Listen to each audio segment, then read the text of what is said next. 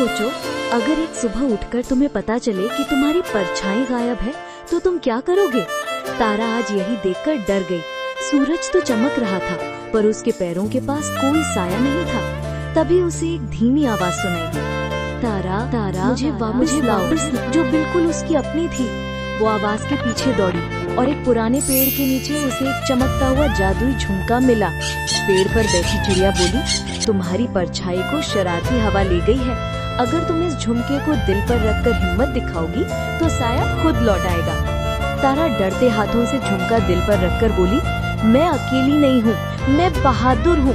तभी तेज रोशनी फैली और उसकी परछाई वापस उसके पास खड़ी हो गई। तारा खुशी से हंस उठी, तुम लौट आई। लेकिन उसी पल एक दूसरा झुमका भी चमकने लगा जिस पर लिखा था, असली जादू अब शुरू होगा।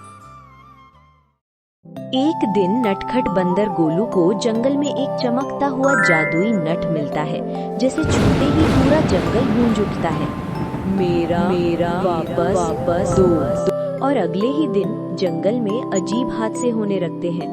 तब छोटा सा बहादुर हिरण चीकू समझता है कि यह सब उसी नट की वजह से हो रहा है, और वो गोलू को लेकर जंगल की गहराइयों में पहुंचता है, जहां जमीन हिलती है और एक बड़ा लेकिन उदास पेड़ राक्षस सामने आकर कहता है कि वो नट उसका दिल है, जिसके बिना वो कमजोर हो रहा है।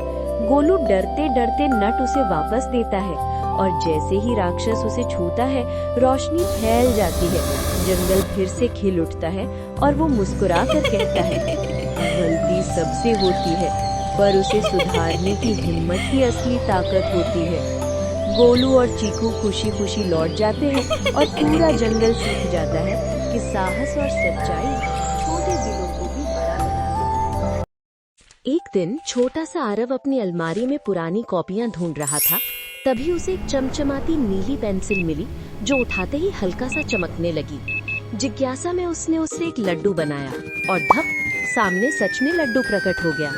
फिर उसने एक पप्पी बनाया और वो भी असली बनकर उछलने लगा। तभी पेंसिल उसके हाथ से निकलकर हवा में उड़ने लगी, जैसे कोई अदृश्य ताकत उसे खींच रही हो। डरकर आरव चिल्लाया, मेरी पेंसिल वापस दो।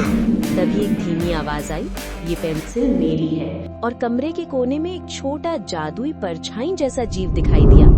उसने बताया कि वो पेंसिल का रक्षक है, जो सिर्फ उन बच्चों के पास रहती है जो इसका अच्छा उपयोग करते हैं। उसने मुस्कुराकर कहा, अब ये पेंसिल तुम्हारी है, और हवा में घुल गया। रात को खिड़की से बाहर झांकते हुए आरव ने देखा कि वही परछाई मुस्कुरा रही थी, जैसे कोई नया राज अभी भी बाकी हो।